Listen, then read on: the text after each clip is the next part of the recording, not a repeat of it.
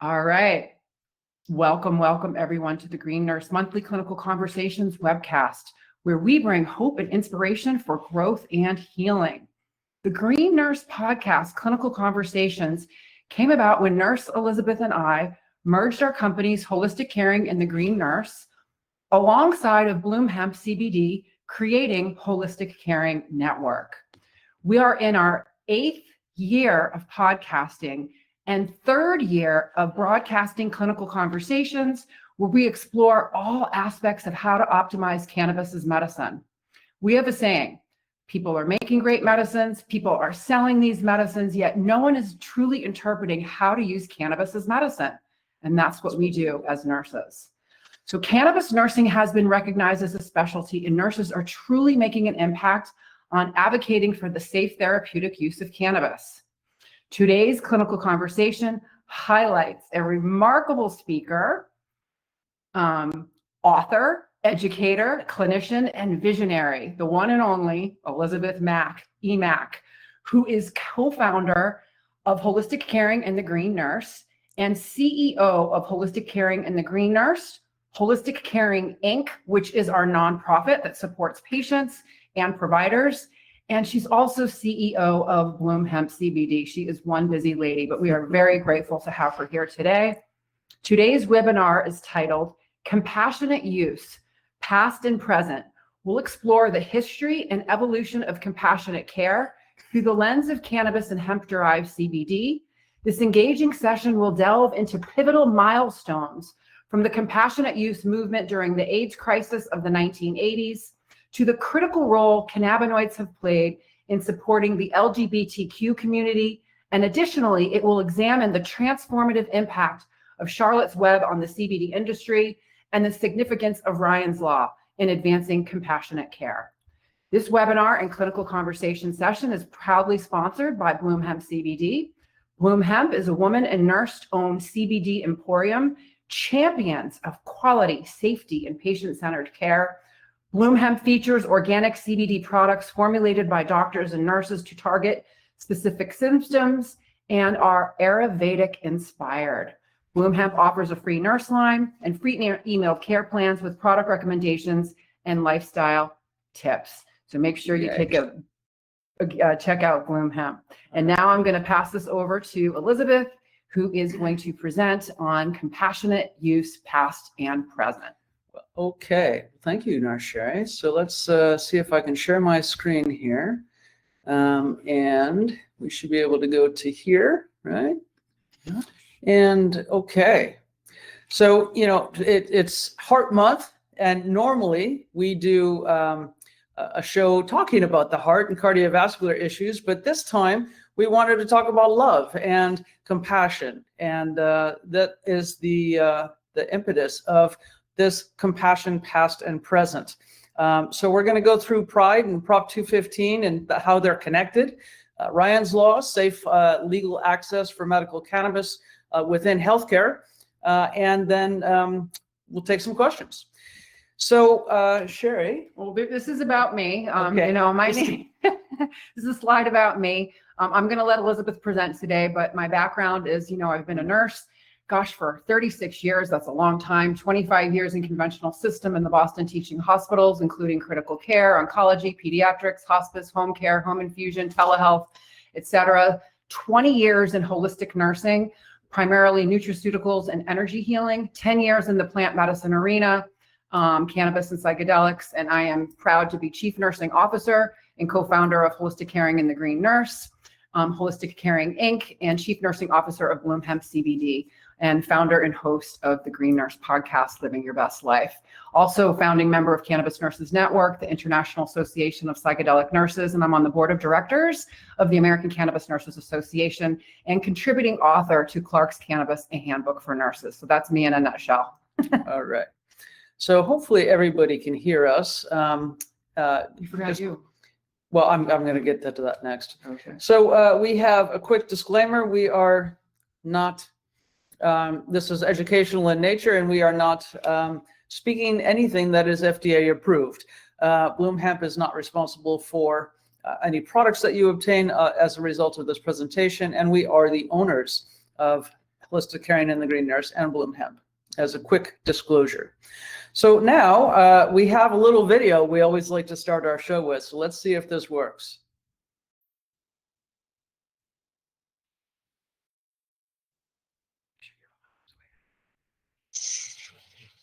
We're here to educate and empower patients to make choices that are best for them. We're also here to decrease stigma around what it means to feel good and be high, hence the H for hope, I for inspiration, G for growth, and H for healing.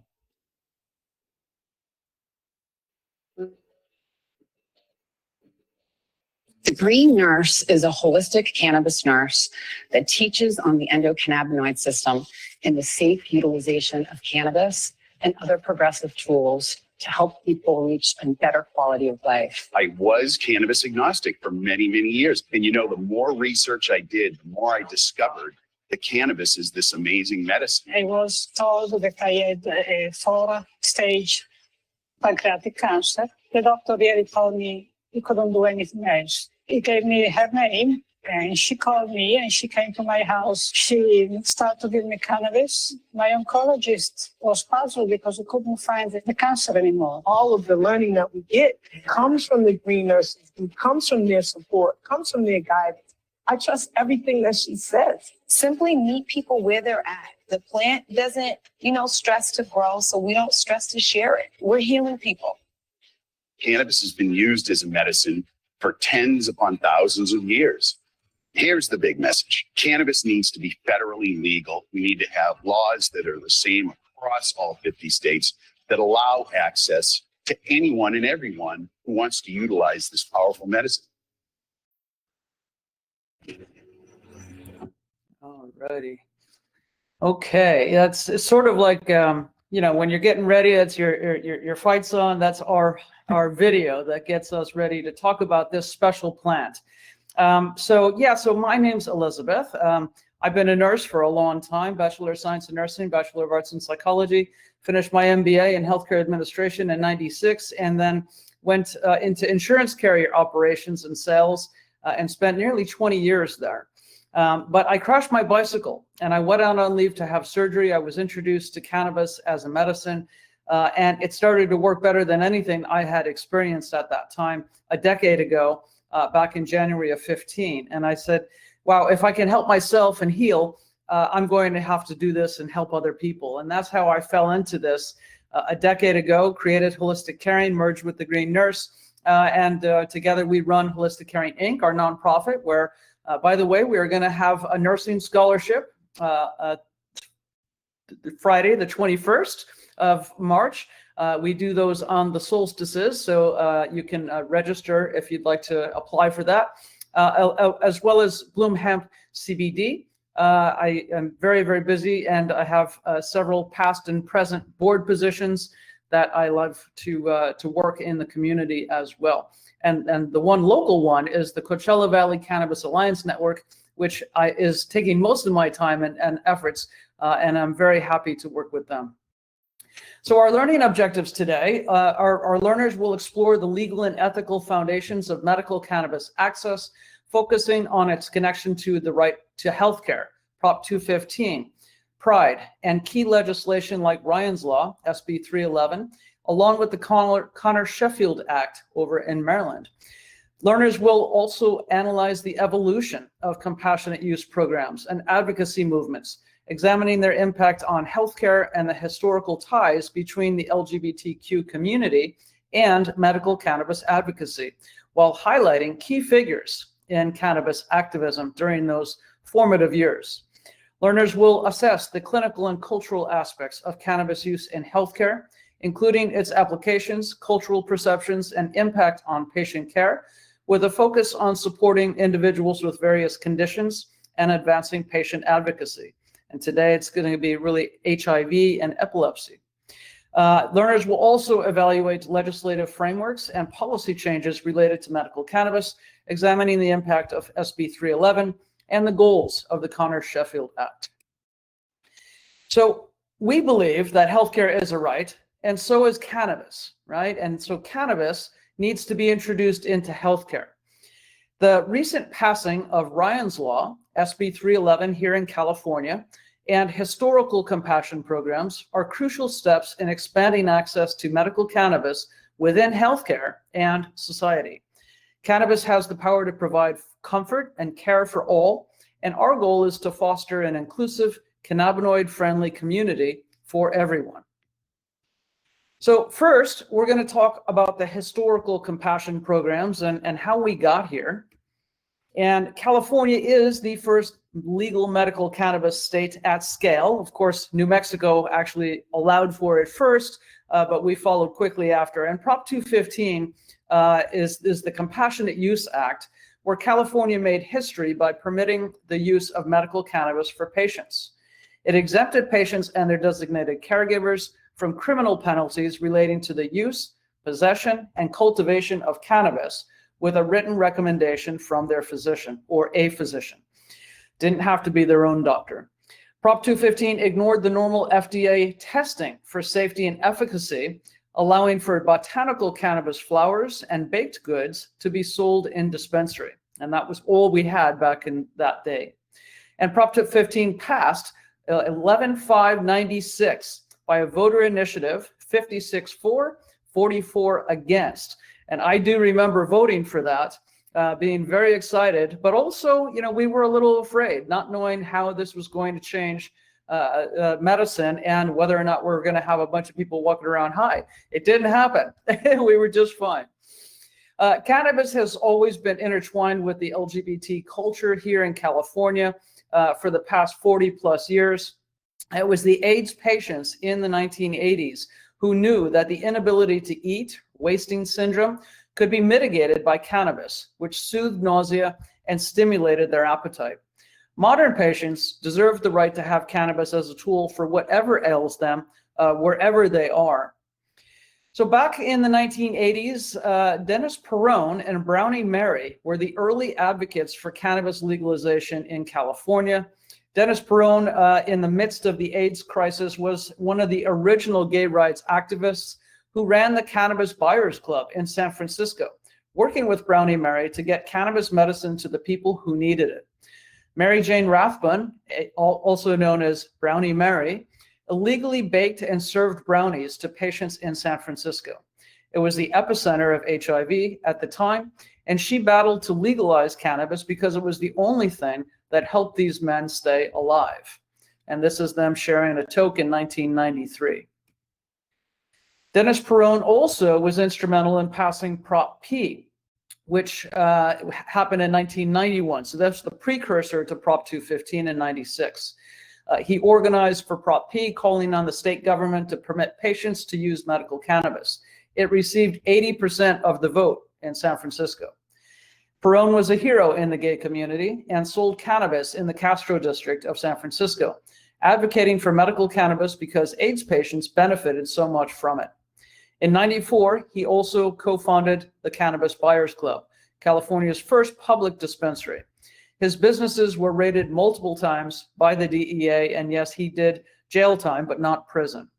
In 1996, he was a co-author to Prop 215, allowing for medical cannabis use while protecting physicians who would recommend it to any patients for any medical condition that seemed fit, which is unique for our law here in California, and especially how early it was. Instead of having a whole litany of qualifying conditions, it really truly is any condition that a physician deems it should work for, which we'll talk about the endocannabinoid system the next time. But the 1990s, so Mary Jane, Brownie Mary, was called the Florence Nightingale of the medical cannabis movement and LGBTQ rights. She was a hospital volunteer at San Francisco General Hospital and became known as the Angel of Mercy for baking and distributing over 50 dozen cannabis brownies per day. That's over 600 brownies per day. I did the math on that. The brownies treated pain, nausea, appetite loss, wasting syndrome, anxiety, and depression. And the brownies with THC in them helped them keep weight on. The brownies also brought comfort and peace to those suffering from AIDS and a lack of medicine. She taught us compassion for AIDS patients. She was arrested 3 times and brought attention to the medical cannabis movement. Eventually, the city of San Francisco allowed her to distribute cannabis brownies to people with AIDS. Her community service for the trouble, volunteering at several AIDS nonprofits. She was very busy. If you read about her on Wikipedia, you'll see that she was working 12 to 16 hours a day, just very, very passionate about this. Her arrest also motivated San Francisco researchers to propose one of the first clinical trials to study the effects of oral cannabinoids in HIV-infected adults. And this is going back to Don Abrams and taking the edibles that were being made and starting to study the pharmacokinetics and how they were working in people. The AIDS crisis taught us the pleiotropic nature of cannabis. It is a multidimensional, multimodal plant to heal the endocannabinoid system. And Brownie Mary's phrase that she was famous for is, "All I do is bake the world a better place, one brownie at a time." And she was a lifelong volunteer serving others.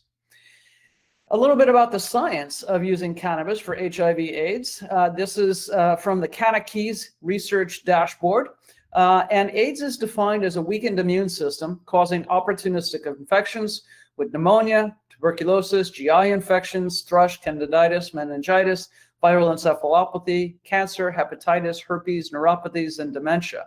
There is no cure for HIV or AIDS still to this day, but there is very robust treatment with the antiviral agents, which are the original cocktail of drugs. But we know cocktail of pharmacy in cannabis is CBD, CBG, CBN, THC, of course, and all of the other entourage effect. That is another way to look at drug cocktails, because cannabis is not just one thing. It's not a single molecule pharmaceutical. But THC in particular may support immune response, reduce inflammation, and aid in managing HIV-associated neurocognitive disorders. Its impact on antiretroviral therapy adherence and cognitive function still requires further evaluation. And this goes back to not still having enough research, even though we do have 16 clinical trials, a lot of preclinical trials, 152 total studies with an overall positive rating of 61%, that cannabis can treat the opportunistic infections and symptoms, relieve suffering, and improve quality of life. A smart self-care approach for HIV/AIDS is important because most of the time people are on their own and they've got to figure this out on their selves. But cannabis is considered effective as an HIV self-care strategy in treating anxiety, depression, fatigue, diarrhea, nausea, neuropathy. And there's a 2009 study with chemotypes that showed strong support for each one of these symptoms of this condition. Anxiety and depression respond more to chemotype 3, which is greater levels of CBD to THC. Diarrhea and nausea and vomiting respond better to chemotype 1, higher THC. Neuropathy and insomnia and sleep disturbances, a balanced approach, a 1-to-1 CBD THC is really what's called for. But cannabis therapy modulates the endocannabinoid system to correct cell signaling, balancing the body's other systems and promoting the relaxation response, which we know can usher in optimum healing. So a little bit more about gay rights in cannabis, the ongoing need for activism. In 2015, same-sex marriage was nationally legalized, marking the monumental victory for equality. Years of advocating the mantra "love is love" led the Supreme Court to affirm that marriage is a fundamental right. Justice Kennedy, writing under the 14th Amendment, declared that couples of the same sex may not be deprived of that right and that liberty to marry. Of course, now it's under threat again. Fast forward to 2025, the fight for medical cannabis legalization continues. While 39 states now permit medical cannabis, it remains illegal at the federal level. This disparity denies countless Americans the right to access cannabis therapies for their health and well-being. All individuals, regardless of where they live, deserve equal access to cannabis as a therapeutic option. Both movements underscore the enduring power of activism to drive social progress and the need to advocate for our fundamental rights. And pride and cannabis are both something that we can use to celebrate our diversity. Cannabis, like people, is incredibly diverse. The plant contains over 140 cannabinoids, showcasing nature's vibrant variety. In fact, there's probably about 1,500 compounds in a cannabis plant that has really grown to establish the entourage effect. Hundreds of terpenes and flavonoids work together to create the richness and benefits of whole plant cannabis, just like the diverse identities and experiences within the LGBT community add depth to our human tapestry. And did you know that the cannabis industry workforce is 14% LGBTQ? It is double the national average. And this shows a generational divide and a change. 21% of Gen Z identify as LGBTQ compared to just 3% of baby boomers. So progress and acceptance are growing. And this is just a fun little slide that I threw in here just to really talk about many words for cannabis and one love. P, passionate, proud, powerful. R, radiant, resilient, redeemed. I, influential, intelligent, invigorated. D, different, diverse, and daring. E, equal, equanimity, and endearing. Remember, with cannabis and people, we are all connected, and this very diversity makes us complete. Okay, so now we're going to go from the history to shift over to modern compassion programs. And this is a little screenshot here of dronabinol and nabilone, Sesamut, Sativex, and Epidiolex. And these are the pharmaceutical versions of cannabis that you can find in modern healthcare that doctors can write prescriptions for, except we're going to be talking about using botanical formulations. So Ryan's Law. What is Ryan's Law? So it was passed September 28th, 2021. Governor Gavin Newsom signed SB 311, known as Ryan's Law, which requires healthcare facilities to allow the use of non-smokable medical cannabis on their premises for terminally ill patients who have a valid medical marijuana identification card. So we'll just call it MMIC going forward. This law went into effect on January 1st, 2022. This bill unanimously passed the California Congress earlier, but was vetoed in 2020 by Newsom, who caved to the hospital lobby. And note to the listener, those are the people that are against this. Obviously, the hospitals are very reticent to allow people to use cannabis in their premises. But Ryan's Law was the first to force them to allow that. It is for terminally ill patients. It is which is defined as someone with a prognosis of 1 year or less to live if the disease follows its natural course. Healthcare facility is defined as licensed general acute care hospitals, special hospitals, skilled nursing facilities, congregate living health facilities, or hospice providers. It excludes chemical dependency facilities and state-run hospitals, and that can be understood. The origination of Ryan's Law in California was this gentleman, Ryan Bartell. He was a 41-year-old with stage 4 pancreatic cancer. Ryan spent 4 weeks living in a palliative care wing of a hospital on fentanyl for uncontrolled pain. They would not allow Ryan to use his cannabis, which he kept saying was more helpful for him, but it wasn't working enough. And so he went into the hospital and had that course of treatment. He wanted to get out of that hospital and go to somewhere else where he would be able to use cannabis. And they did move him to another facility where he spent his last 2.5 weeks, and he was lucid and pain-free with his family and his friends. Ryan's dad, Jim Bartell, made it his mission to work with California Congress people to ensure that no other family would have to navigate this choice for palliative care, losing precious time with their loved one.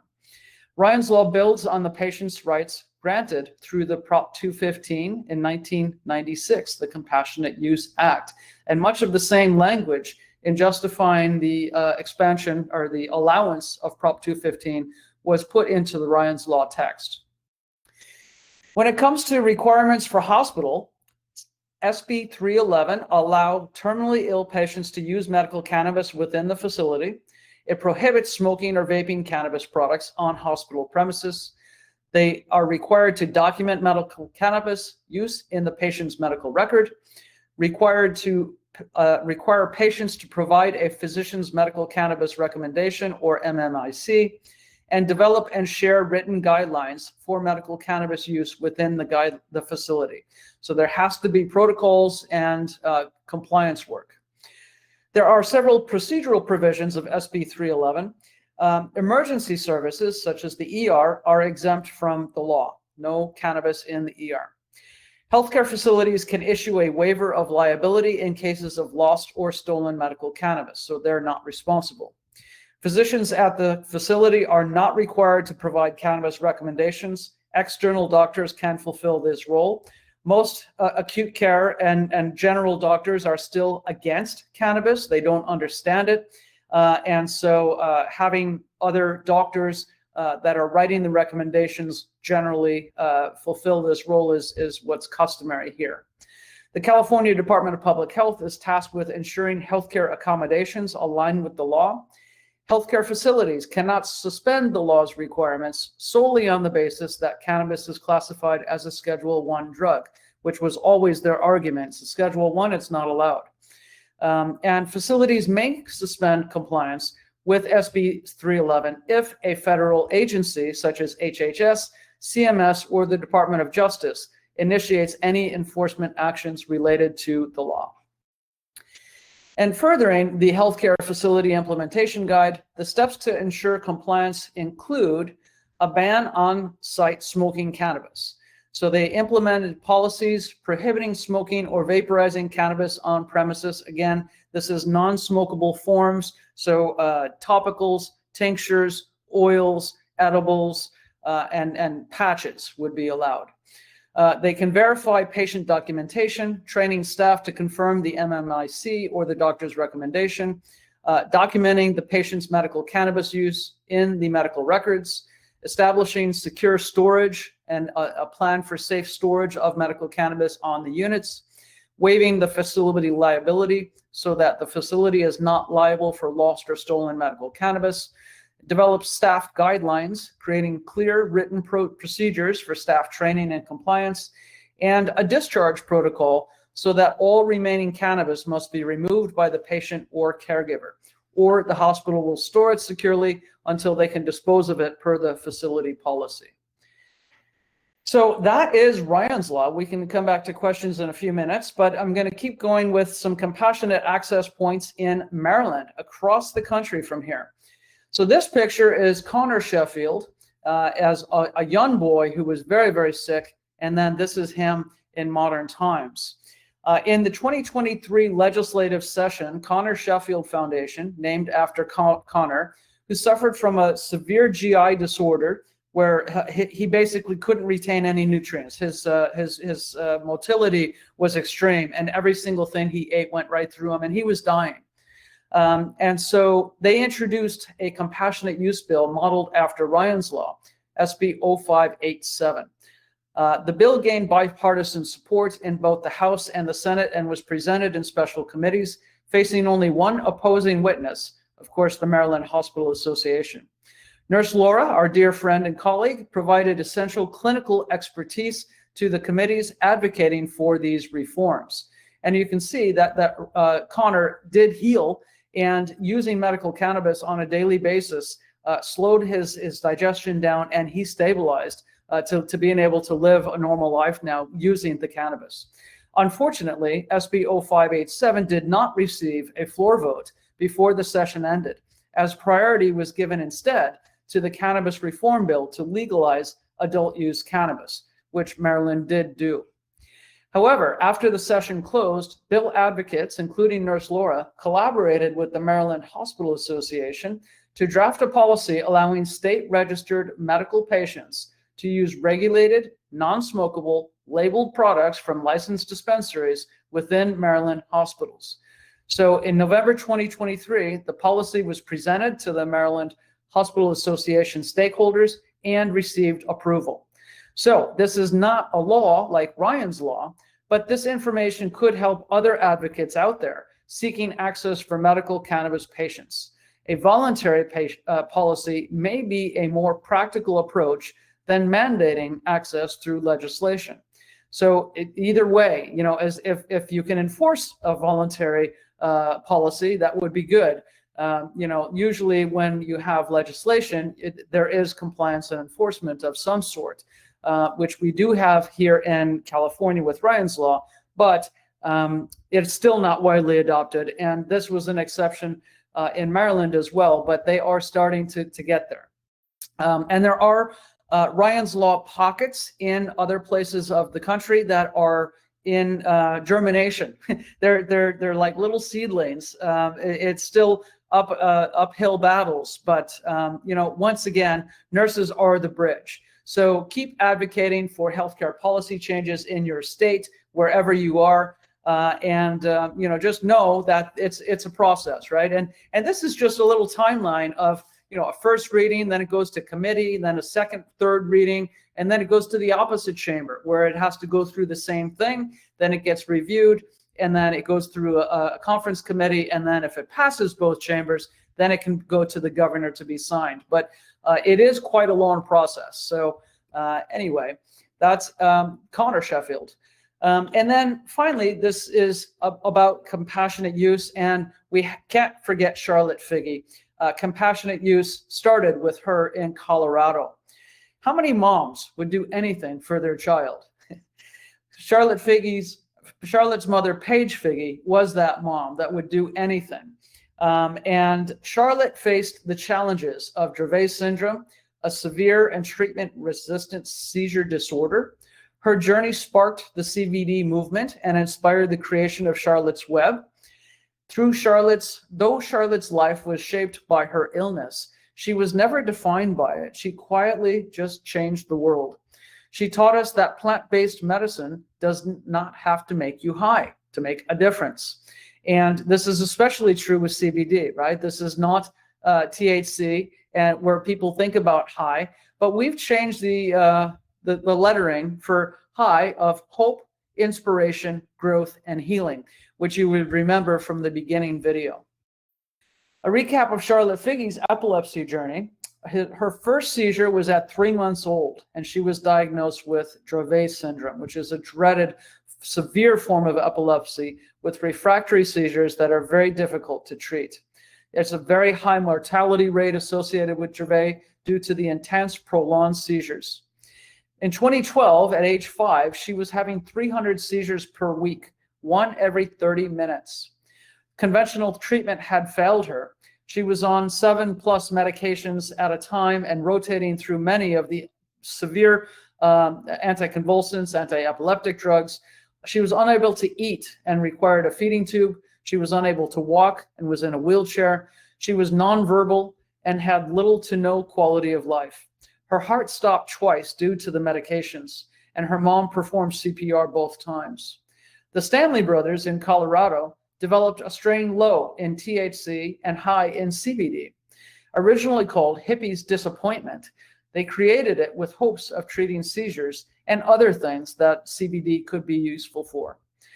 Upon initiating dosing with this life-changing oil, Charlotte experienced 0 seizures on her first day and 0 side effects. And she went from 300 seizures per week to 1 seizure per week, which was accomplished by titrating up to 120 milligrams of CBD twice daily. CW Botanicals was founded with Charlotte's success.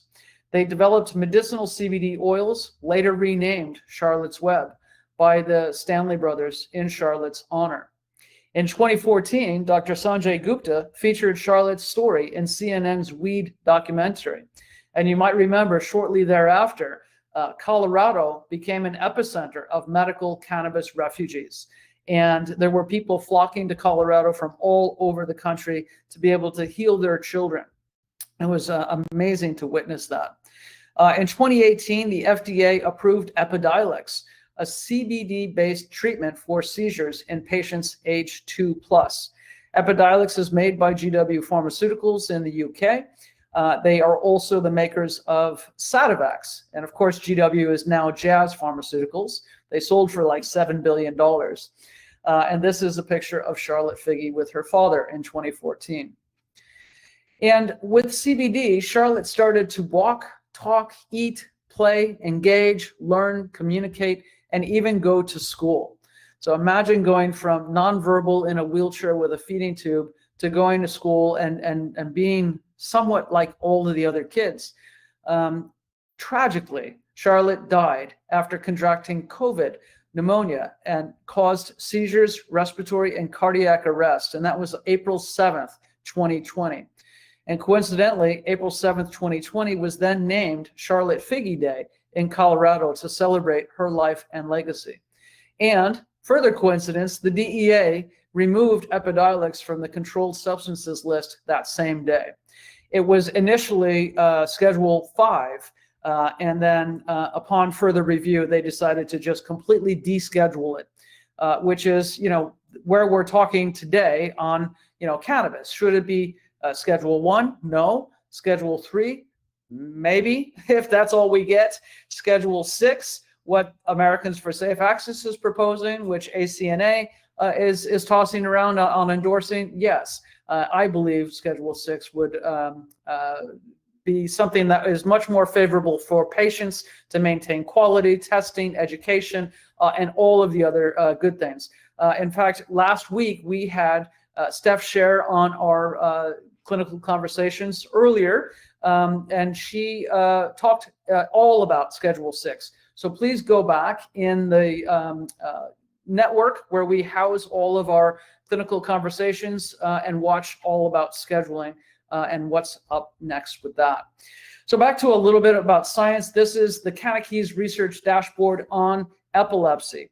And you can see that there are 254 primary studies, 446 total, 44 clinical trials, and CBD has demonstrated neuroprotective effects where it's sparing the nerve cells from dying and decay, positively impacting the brains of epileptic patients.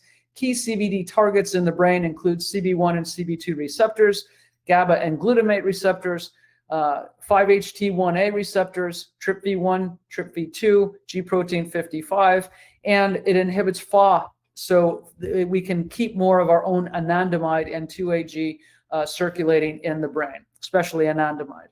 Benefits of CBD and cannabis can reduce seizures, improve alertness and memory, improve sleep and mood, increase appetite, enhance social interaction, decrease reliance on anti-epileptic drugs and other medications, and lower the dosing, which is key because a lot of these are very toxic to the body. And then improve quality of life and reduce suffering. Overall positive results from the dashboard show at 83%, and that is very monumental for something like epilepsy, which generally has a treatment window of about 35 to 40% as far as efficacy. With the traditional medications, it's a very refractory condition that we're still trying to figure out, and cannabinoids, especially CBD, is key. So in conclusion, you can see the health effects of cannabis and cannabinoids published in 2017. This was a book that really revolutionized the idea that cannabis is a medicine, has conclusive evidence that it does act as such. And, we're happy to just keep getting the information out there. So be a proud cannabis advocate. We are all part of the beautiful tapestry of life. No matter who you are, what health conditions you have, or who you love, no matter what holiday you celebrate, what religion you follow, or the traditions you uphold, no matter the political views you support, medical cannabis can help relieve a wide range of symptoms for people of all ages. Whether you use cannabis for medical or recreational purposes, guess what? It's still supporting your health, and God loves us all. So we can support the endocannabinoid system in every way. The idea is to get people out of crisis and struggling to surviving and thriving. And generally, we talk about all of these lifestyle medicine tools that you can have. Food as medicine is the first one that you should be implementing. Eating whole foods, backing away from processed foods. That is going to heal your body more than anything else. But adaptogens, supplements, exercise, meditation, mind-body medicine, vagus nerve stimulation, massage, acupuncture, chiropractor, aromatherapy, energy healing, sound healing, eliminating alcohol, quitting smoking, restorative rest. Sleep is the other key, together with whole foods. And then enhanced social connections, laughter, and play are all what upregulate our endocannabinoid system, which knits together all of our 11 other body systems, providing that feedback, retrograde signaling, to get us back in line with how our body needs to operate to be in balance so that we can be whole. And the unique thing about cannabis and hemp products are that once you start some good quality CBD, all of these other things that you're doing start working much better, because it helps us get in the relaxation response as well, cultivating the opportunity for the body to heal. So a few references of note. Most things you can find online, just Googling some of the topics that we talked about today. Cannakeys.com is where we get lots of our research. And then the other place that I want you to visit with respect to Ryan's Law is safeaccessnow.org. They have all of the facility resources for implementing Ryan's Law at Americans for Safe Access. So Ryan's Law, the Connor Sheffield Foundation, etc. So we are making progress. And so this webinar is produced by Bloom Hemp. Shopping for safe CBD, find CBD that is Green Nurse approved. And this is the characteristics that defines that. Cannabis CBD, by the way, is 0.3% or more THC. Hemp CBD is 0.3% or less THC. So as Nurse Sherri says, you know, it's a lab result that defines it, but they are grown a little bit differently.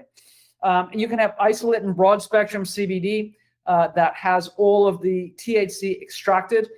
Full spectrum has trace amounts of THC, and then you can get a 1-to-1 or a 4-to-1 in cannabis dispensaries that have more of a balanced approach where you can have an efficient bottle depending on what your needs are.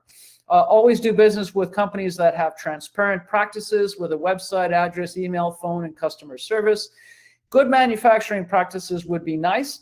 We're not there in this country, but certified organic would be wonderful as a starting point. Lab tested, all medicine should have COAs for potency, purity, contaminants, and residual solvents, and accurate labels with potency and serving sizes. You know, I'll talk to people about, you know, what's in the dropper. We can have a bottle of 300 milligrams, which is 10 milligrams of CBD per dropper, or 3,000 milligrams, which is 100 milligrams of CBD per dropper. And when we're helping people with safe dosing, you need to know the potency of what's in that bottle. You don't just take a dropper of whatever your neighbor gave you. And if you have questions, call the free nurse line, 970-404-HOPE. And you can always visit us at bloomhemp.com. And what makes us different? We are woman and nurse owned, USDA organic hemp CBD, Ayurvedic inspired products, doctor and nurse formulated, symptom targeted formulations, and we offer a free nurse line, free care plans, and a free network where you can join and learn a lot of different things in the network as far as introduction to cannabis program, ABCs of CBD, etc. And if you scan this with your phone right now or while you're watching it, you will go into our intake form where we will give you a free mini care plan with product recommendations and lifestyle tips based on what your answers to the questions are. And then you can also go to our other website at holisticcaring.com and download our free medical cannabis guide. This is just a screenshot from there. It is 7 pages long, lots of good tips and tricks and information about the endocannabinoid system and how it works as medicine. So here is your little snap there. If you just click that with your phone, your camera, it'll open up to where you can subscribe to the newsletter, download the free medical cannabis guide if you haven't already, and help us to further the knowledge of this special sacred plant out into America. I always like to say it all started with this book. I'm very proud of this book. I published this in April of 2020.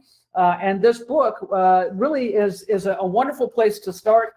It is 130 pages of everything that you're going to need to know to get started and have a hand guide. A lot of people really like that. I sure do. I don't read many ebooks. I like to get hard copies, and for people that want that. But now this is the e-copy, and also targeted learning, so that people with cancer, autoimmune conditions, chronic pain, mental health, etc., Alzheimer's, dementias, can be able to get the research and the protocols that they are going to be successful with cannabinoids. And there are CEUs for nurses. And then on our professional programs, we have continuing education for nurses on all of these with our health coach certificate program, which is the one that we're going to be auctioning off on March 21st in our network at high noon. So join us, fill out the application. If you click on this one with your camera and go to the website, you will find out all about the professional programs. So always join us on the Green Nurse Podcast, our 4-time award-winning show. You can get to YouTube channel this way. You can go to Red Coral Universe because we are nationally syndicated, playing on Roku TVs all over America. And with that, I am going to take a few questions. So we did good, just 40 minutes. And I will stop the screen share and we can see if anybody has some questions. Right. That was awesome, Elisabeth. Thank you. Good job. Yay. Yeah. So if anyone has any questions, please put them in the chat. I'm going to open up the chat right now, Q&A. I don't see anything right now, but I just wanted to ask, have you ever had anyone that you've helped get cannabis into the hospital with before? Yes. You want to share that story? I'll share mine. You go ahead. Okay, well, there was a woman who was a nurse who had That's a good one. advanced stage lupus. She was on over 40 medications, and she weaned herself off of all of her medications using cannabis as medicine. She lived in Ohio, and her lupus started to act up again, and she was having trouble eating. So she had a feeding tube, and so she was using that, but that wasn't right. And so she came out and lived with me for about 6 weeks. And I was working with her and working with a hospital in Boston Medical Center, actually, to help her get started on TPN. She had been on TPN before. TPN is called, it's parental nutrition, total parental nutrition, where you're feeding someone who can't eat. So she had a hard time keeping food in. Her weight was decreasing. Her lupus was controlled. So on paper, her labs looked really good, but every time she tried to eat, she was having severe symptoms, and it was almost as if her body was rejecting food. And so we were going to do a home start of TPN. So I used to do IV. So I'm an IV nurse as well. And so we got her into a gastroenterology office at Boston Medical Center. We started working with the nutrition people, and they agreed to do a home start TPN. And when you start a home start TPN, you generally start with banana bags, which is multivitamins, and you slowly titrate up that, and then you add the big giant 3 liters of total parental nutrition. Well, when she was at my home, she started to have a reaction to the banana bag, which is just nutrients, just vitamins.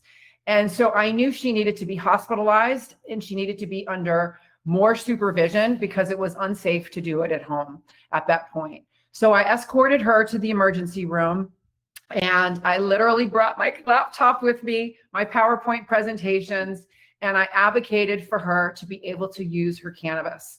She was using high dose RSO oils, and she was also inhaling, and she was using topicals. So I sat there with the clinicians and the doctors, and I pretty much said, to them, this patient here is like a diabetic, insulin 1 diabetic. If you take away her cannabis, if we admit her to the hospital and you don't let her have her cannabis, I promise you're going to see something very different if you do let her have it. She will be in and out of the hospital much, much quicker.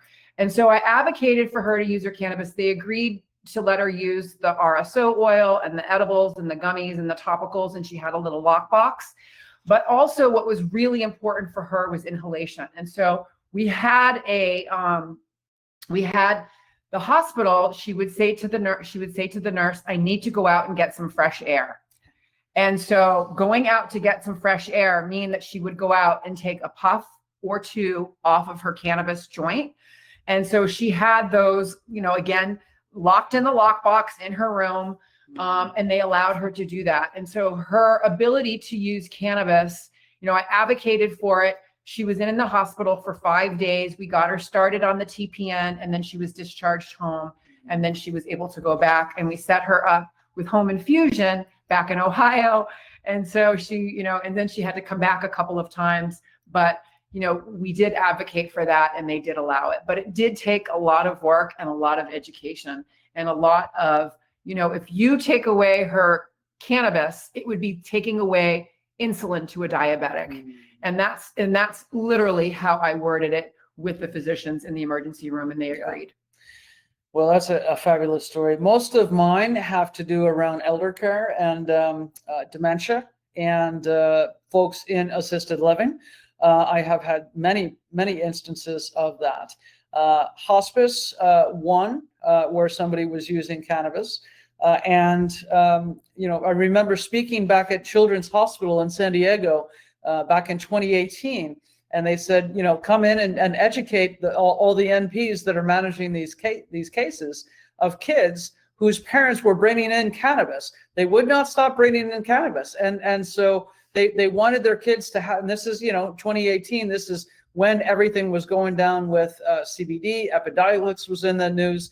And I got to educate 60 healthcare professionals on how to manage this. But it is still few and far between. Not enough people using cannabis as a medicine to really, get to that critical mass. But we will get there one day. I am convinced cannabis will be mainstreamed at some point. And with rescheduling, that is hopefully on the horizon very soon. Then we will have other formulations. Even if it's just a Schedule 3, there will be more cannabinoid pharmaceuticals and hopefully things that are better tolerated than Marinol, Dronabinol, Sesamit, some of these other pharmaceuticals that really aren't what people want, because synthetic THC is no fun. I've never had it, but people don't like it. They want botanical formulations that are balanced with that entourage effect, giving whole plant medicine for the win. Yeah, and I've actually heard patients state that the Marinol actually causes dysphoria, right? So euphoria is feeling good and elevated, where dysphoria is you feel really terrible. Yeah, and several of the cancer patients I've taken care of, they didn't like Marinol at all. And we switched them over to botanical versions, and they start doing much better, being able to tolerate chemotherapy, being able to tolerate, radiation on all the oncology treatments. And so, the botanical version is much better than the Marinol at the pain, nausea, vomiting, neuropathy, helping with preventive before chemotherapy, and across the board, anxiety, depression, insomnia, appetite, and giving people the ability to smile while they're with their family, as opposed to just, taking their pills, taking their chemo, going in their room, sleeping and crying, which is, what I've seen, before cannabis. There's like BC, before cannabis, and after cannabis. And it's beautiful to see. Yeah. Did we ever get any questions? No questions. So I'm going to stop the recording. Okay. And so remember, everyone, what it's all about. It's truly all about living your best life and helping others do the same. Okay. See you next time on the Green Nurse Podcast. Okay. God bless.